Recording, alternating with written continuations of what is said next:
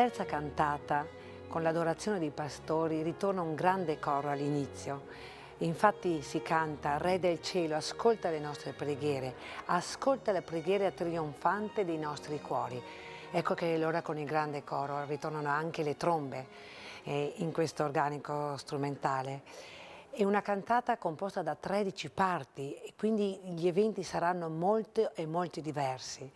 Subito dopo il primo coro l'Evangelista, il breve racconto dell'Evangelista, e subito si può immaginare questa moltitudine di pastori che riempiono tutta la campagna intorno alla grotta di Betlemme. Ascoltate in questo coro una turba, quindi con un grande accento drammatico, come i violini danno l'effetto concitato e come questi pastori provengono da tutte le parti con questa linea musicale ascendente, sia ascendente che discendente, che si divide tra le 4 sezioni del coro. L'Evangelista ci riporta l'immagine del presepio che si trovano davanti i pastori con Giuseppe e Maria, e subito dopo abbiamo un'area, una grande meditazione che fa proprio Maria, un'area molto intima, dove Maria dice appunto: racchiudo il mio cuore questo miracolo benedetto saldamente nella mia fede, con un violino che l'accompagna e che veramente riprende tutti i colori di questa meditazione molto intima di Maria.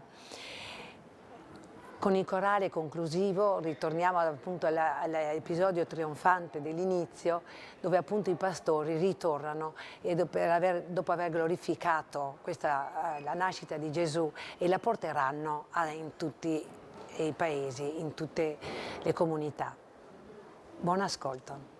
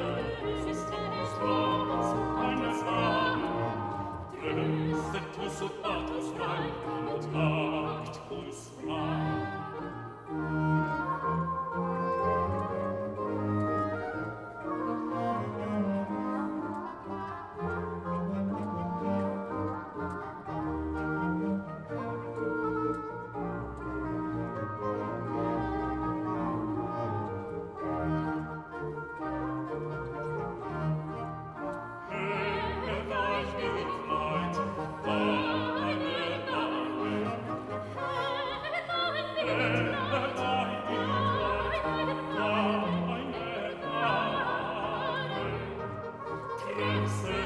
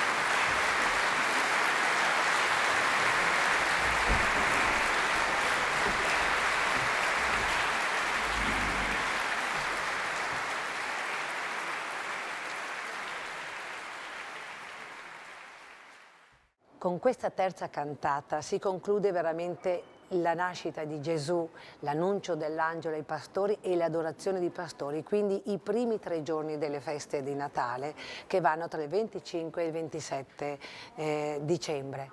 Grazie per averci seguiti e vi aspettiamo per la prossima cantata del grande oratorio di Bach.